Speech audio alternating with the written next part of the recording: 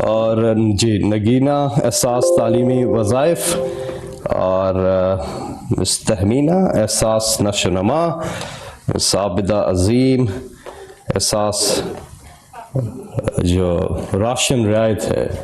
تو سب سے پہلے تشریف لائیں گی عدیلہ بلال احساس کفالت، وزیر اعظم پاکستان عمران خان سے یہ وصول کریں گی، اور یہاں پر وزیر اعظم آفس میں ہونے والی تقریب میں یہ سب ہمارے مہمان ہمارے وی آئی پیز ہیں۔ نگینہ بی تشریف لا رہی ہیں، اور وہ تعلیمی وظائف پروگرام میں انہوں نے اپلائی کیا اور یہ حاصل کیا، اور تہمینہ احساس نشو و نما، اور یہ اپنے بچے کے ساتھ یہاں پر موجود۔ عابدہ عظیم تشریف لا رہی ہیں، عابدہ عظیم صاحبہ احساس راشن رعایت، اور آگے تو اب وزیر اعظم عمران خان صاحب اپنے خیالات کا اظہار کریں گے۔ بسم اللہ الرحمن الرحیم۔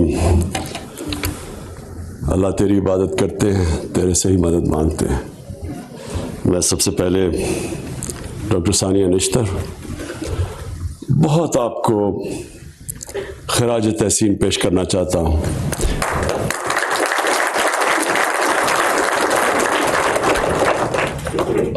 جس جذبے سے، جس محنت سے آپ نے یہ سارے احساس کے پروگرامز کو ڈیولپ کیا، یہ کبھی بھی صرف کوئی نوکری پیشہ انسان نہیں کر سکتا۔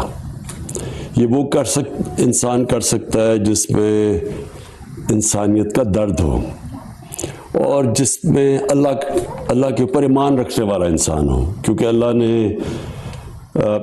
انسان کو جو اللہ کو سب سے زیادہ چیز پسند ہے وہ یہ کہ وہ جو انسان انسانیت کے لیے کیا کرتا ہے۔ ہمارا جو سارا آخرت میں جو فیصلہ ہوگا کہ ہمیں اللہ کدھر بھیجے گا، جو مالک یوم الدین ہے، جو انسان کا فیصلہ کرے گا، وہ صرف ایک چیز پہ اور چیزوں پہ بھی کرے گا، لیکن سب سے زیادہ وہ یہ ہوگا کہ آپ کو جتنا اللہ نے دیا تھا اس سے آپ نے انسانیت کے لیے کیا کیا۔ تو ثانیہ، یہ آپ کو بہت بڑا کریڈٹ جاتا ہے، جس محنت سے آپ نے اور آپ کی ساری ٹیم نے، میں نے دیکھا کہ آپ کی ٹیم میں بھی وہی جذبہ تھا کہ ہم نے یہ ایک بہت بڑا پاکستان کی تاریخ میں پروگرام لے کے آئے ہیں، اور یہ ہمارا وہ جو روڈ میپ ہے ہمارا مدینہ کی ریاست کی طرف، اس راستے پہ ہم چل رہے ہیں۔ یاد رکھیں، ہم جب نماز پڑھتے ہیں ہم صرف ایک چیز اللہ سے مانگتے ہیں کہ اللہ ان کے راستے پہ لگا جن کو تو نے نعمتیں بخشی۔ ہم اس راستے پہ لگتے ہیں، کامیابی تو اللہ دیتا ہے، راستے پہ ہم لگتے ہیں، یعنی کہ ہم اپنے معاشرے کے اندر ایک انسانیت کا نظام لے کے آتے ہیں۔ انسانیت کا نظام کا مطلب کہ وہ طبقہ جو پیچھے رہ گیا ہے، یہ ریاست کی ذمہ داری ہے کہ ہم کیسے ان کو اوپر لے کے آتے ہیں۔ یہ مدینہ کی ریاست میں ہمارے نبی صلی اللہ علیہ وسلم نے کیا تھا کہ انہوں نے جب پیسے بھی نہیں تھے، وہاں غربت بھی تھی، لیکن انہوں نے پہلے سے فیصلہ کر لیا تھا کہ جو بھی بیت المال میں پیسہ آئے گا وہ حکومت کے خرچے پورے کر کے وہ سارے نچلے طبقے کو اوپر لانے کے لیے پیسہ خرچ ہوگا۔ اور پھر دنیا دنیا کی تاریخ اس چیز کی گواہ ہے کہ وہ پھر ایک ریاست اس کے اوپر جو کھڑی ہوئی، کئی 100 سالوں تک انہوں نے دنیا کی امامت کی۔ تو ہم اگر پاکستان وہ اتنا بڑا خواب تھا ادھر نہ پہنچ سکے، تو اس کی سب سے بڑی وجہ یہ تھی کہ ہم اس سفر پہ نہیں نکلے جس کے اوپر اللہ کا حکم ہے کہ مدینہ کی ریاست کا مطلب یہ کہ ایک تو قانون کی بالادستی، وہ بھی ایک بہت بڑی جنگ ہے مافیاز کے خلاف، ان کو قانون کے نیچے لانے کی، اور دوسرا کہ کیسے آپ نے اپنے نچلے طبقے کو اوپر اٹھانا ہے۔ اب احساس کے اندر سب سے پہلے کہ جو سب سے مجبور لوگ ہیں ان کو ہم نے پیسے پہنچانے تھے، اور ہم نے تب پیسے پہنچائے جب کرونا کی وبا دنیا میں تباہی لے کے آئی ہوئی تھی, کیونکہ لاک ڈاؤنز لگائے. لاک ڈاؤن کا مطلب یہ کہ سارا کاروبار بند ہو گیا. جب کاروبار بند ہوا تو سب سے زیادہ تکلیف کس کو ہوئی؟ سارے دنیا میں غریب طبقے کو, پاکستان میں نہیں. امریکہ جیسے جگہ پہ بھی جو امیر ترین دنیا کا ملک ہے, وہاں بھی سب سے زیادہ تکلیف غریبوں کو ہوئی, دیہڑی دار کو, جو پیسے محنت کرتا تھا, پیسے کماتا تھا دن میں, اور اپنے بچوں کو پیسے پیٹ پالتا تھا. وہ سارا جب ایک دم لاک ڈاؤن ہوا تو وہ تو بیچارے ایک دم ان کے پاس پیسہ ہی نہیں تھا اپنے بچوں کو کھلانے کے لیے. تو تب ہم نے یہ جو احساس کا جو ڈسٹریبیوشن کی, بالکل ٹھیک کہا گیا, یہ فیصل نے بھی بتایا کہ ورلڈ بینک نے ایکنالج کیا کہ پاکستان وہ ملک ہے جس کا جو پروگرام احساس کا تھا وہ دنیا میں ٹاپ یا 3 یا 4 پروگرامز کے اندر مانا گیا. تو اس میں آپ کو بہت پھر سے میں خراج تحسین پیش کرتا ہوں. تو اب سب سے پہلے ہم نے وہ ان کو پیسے پہنچائے, جس سے جب اکانومسٹ کی سروے تھی نارمل سی انڈیکس, مطلب یہ کہ کون سا ملک سب سے پہلے اس نے اپنے معیشت کو بھی سنبھال لیا اور اپنے لوگوں کو کرونا کی وبا سے بھی بچا لیا, اس ٹاپ 3 ملکوں میں پاکستان تھا. اور اس کی ایک وجہ آپ کا احساس کا پروگرام تھا. دوسری چیز کہ دیکھیں, ہم 98% احساس کا پروگرام عورتوں کے ہاتھ میں جاتا ہے, پیسہ جاتا ہے ان کے ہاتھ میں. یہ کیوں ضروری ہے؟ میں یہاں کئی دفعہ سنتا ہوں کہ جی خواتین کے حقوق اور خواتین کے حقوق کی بڑی باتیں سنتا ہوں, لیکن جب تک ہم اپنی خواتین کو, بچیوں کو پڑھائیں گے نہیں, جب تک گھر میں جو ماں ہے اس کے ہاتھ میں پیسہ نہیں دیں گے تاکہ وہ بچوں کو بھی پال سکے, وہ پھر پڑھا بھی سکے, تو ملک تو آگے نہیں بڑھ سکتا, نہ خواتین کے کوئی حقوق آ سکتے ہیں. تعلیم سب سے زیادہ ضروری چیز ہے. جب آپ عورت کو تعلیم دے دیتے ہیں, وہ اپنا سارا خاندان اٹھا لیتی ہے, وہ ان کی صحت کا بھی دھیان سکتی ہے, ان کو پڑھا بھی سکتی ہے گھر پہ. میرا جو سب سے بڑا, میں جو اپنی اگر کسی کا شکریہ ادا کروں اپنی زندگی کا, کہ جس کی سب سے زیادہ محنت میرے پہ تھی, وہ میری والدہ کی تھی. اور میری والدہ کی اس لیے تھی, وہ پڑھی لکھی تھی. تو میں تو کھیلنے کا, مجھے تو بچپن سے شوق تھا, تو میں تو پڑھتا ہی نہ اگر میری والدہ مجھے بٹھا کے پڑھاتی نہ. تو جب ایک ماں پڑھی لکھی ہوتی ہے, وہ سارا اپنے گھر کو اٹھا دیتی ہے. تو اس لیے یہ جو ہمارا 98% پیسہ ہے احساس کا, یہ ہم نے عورتوں کے ہاتھ میں دیا ہے. اور پھر یہ جو ہم نے بچے جو اسکول سے باہر ہیں, اور یہ بھی ایک بہت بڑا ہمارا المیہ ہے کہ ہم نے کبھی توجہ ہی نہیں دی کہ ہمیں اتنے زیادہ تعداد میں ہمارے بچے اسکولوں میں نہیں جاتے. تو اس کے لیے بھی احساس کا یہ بہت زبردست پروگرام ہے. سٹائپنڈ دیتے ہیں, اور لڑکیوں کو زیادہ سٹائپنڈ دیتے ہیں کہ زیادہ ضروری ہے کہ لڑکیاں اسکول میں جائیں ہماری. پھر اسکالرشپس میں بھی اکثریت لڑکیوں کی ہے, اسکالرشپس جو ان کو ملتی ہے, کیونکہ ہم سب کو احساس ہے کہ جب تک ہم اپنی خواتین میں انویسٹ نہیں کریں گے, یہ ملک اوپر نہیں آ سکتا. تو یہ بھی ایک یہ ہمارا دوسرا. اور پھر تیسرا سٹنٹنگ میں پھر سے جن لوگوں کو نہیں پتا کہ جب ایک بچے کو پہلے اپنی زندگی کے 3 سال میں خوراک پوری نہیں ملتی, اس کا نہ قد پورا پہنچتا ہے اور نہ اس کی جو برین ہے وہ پوری اتنا بڑی ہوتی ہے. یہ اتنا بڑا ظلم ہے کہ ایک بچے کو آپ پہلے سے زندگی کی ریس میں پیچھے چھوڑ دیں, صرف اس لیے کہ ہم اس کو خوراک نہیں پوری دے سکتے. اور یہ کبھی کسی نے اس کے اوپر توجہ نہیں دی.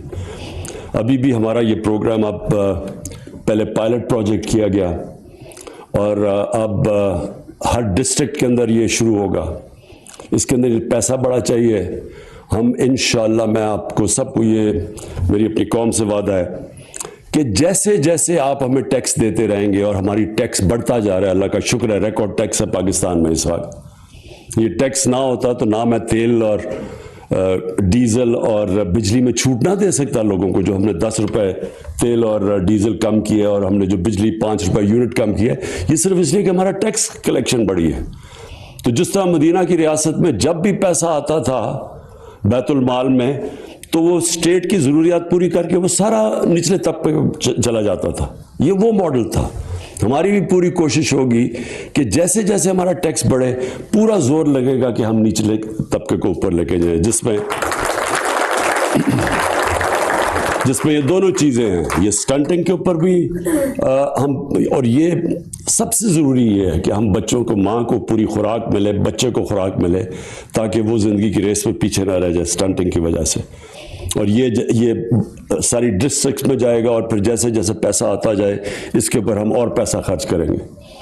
اور پھر یہ جو آج اصل میں ہماری پوری تیاری سے اب لانچ کر رہے ہیں احساس راشن, وہ اس لیے کہ دنیا میں مہنگائی کی لہر آ گئی ہے. یہ میں آپ سب کو یہ سمجھانا چاہتا ہوں کہ یہ صرف پاکستان میں اتنی مہنگائی نہیں ہے. پاکستان بلکہ دنیا میں ابھی بھی سستا ترین ملک ہے. ہماری جو آج ڈیزل اور پٹرول ہے وہ دبئی سے, یو اے ای سے سستا بک رہا ہے. ان کا اپنا زمین سے تیل نکلتا ہے, اس سے سستا آج ہم پاکستان میں ڈیزل اور پٹرول دے رہے ہیں. سارے بر صغیر میں سب سے سستا ہے, تاکہ ہم لوگوں کے اوپر بوجھ نہ پڑے. کیونکہ جب ڈیزل اور پٹرول مہنگا ہوتا ہے, ٹرانسپورٹ مہنگی ہوتی ہے, اس سے ساری چیزیں مہنگی ہو جاتی ہیں.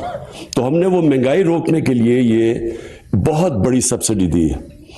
اور اب یہ جو احساس راشن ہے ہمارا, اس کا مقصد ہی صرف یہ ہے کہ 2 کروڑ خاندان کو, 2 کروڑ خاندان کو ہم یہ دیں گے کہ احساس راشن سے وہ کریانہ سٹور میں جا کے, یوٹیلیٹی سٹورز پہ جا کے 30% آٹا, گھی اور دالوں کے اوپر وہ ڈسکاؤنٹ لے لیں. یعنی 30% کم پہ ان کو ملیں گی اگر وہ یہ ہماری احساس راشن کے اندر رجسٹرڈ ہیں, جو کہ 2 کروڑ خاندان ہیں.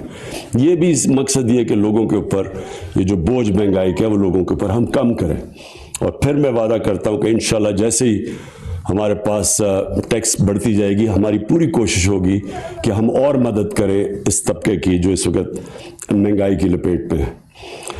اور پھر جو ہمارا ہیلتھ کارڈ ہے, یہ اتنا بڑا پروجیکٹ کہ ہر خاندان کو, اور یہ جو صوبے تحریک انصاف کے ساتھ ہے, سوائے سندھ میں ہر خاندان کو انشاءاللہ اس مہینے کے آخر تک ہر پاکستان کے خاندان کو ہیلتھ کارڈ ملے گا, جو کہ 10 لاکھ روپے کی ہیلتھ انشورنس ہے.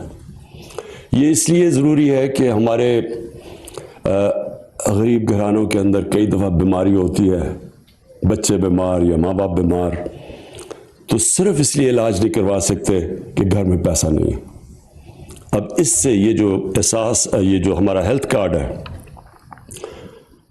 یہ کسی بھی ہسپتال میں جا کے ایک پاکستان کا غریب خاندان اپنا علاج کروا سکتا ہے.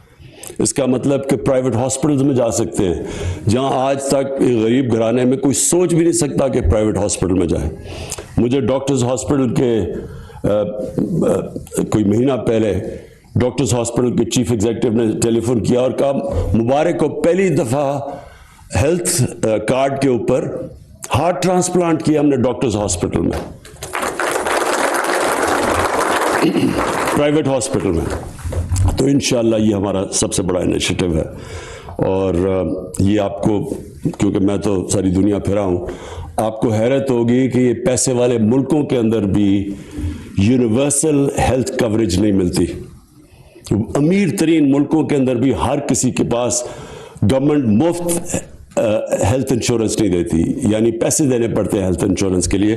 یا ہم سب کو مفت ہیلتھ انشورنس دے رہے ہیں. اور وہ اس کا مقصد آخر میں یہ ہے میرا کہ ہمارا ملک وہی مدینہ کی طرز کے اوپر ایک فلاحی ریاست بنے. فلاحی ریاست ایک سب سے مہذب معاشرہ, میری جو دنیا زندگی کا تجربہ ہے وہ ایک فلاحی ریاست ہوتی ہے. میں جب اسکول میں تھا تو میں جب برطانیہ گیا پہلی دفعہ, تو زندگی میں پہلی دفعہ میں نے ایک فلاحی ریاست دیکھی. تو وہ مجھے کبھی میں وہ بھولا نہیں کہ کس طرح وہ انسان کی زندگی کی قدر ہے وہاں. उसको किस तरह प्रोटेक्ट करती है एक रियासत। तो वो, और फिर हमें पता चला कि ये तो मुसलमानों की मदीना की रियासत से सारी दुनिया में फैली है फलाही रियासत।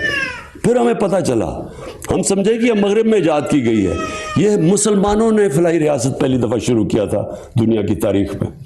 और हमें अफसोस से कहना पड़ता है कि आज मुसलमान दुनिया में बहुत कम मुल्क हैं जो कोशिश भी कर रहे हैं फलाही रियासत की तरफ जाने के लिए।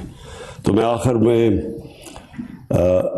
सानिया, आपको और आपकी टीम को आज अपने मुल्क की तरफ से खराज तहसीन पेश करता हूँ।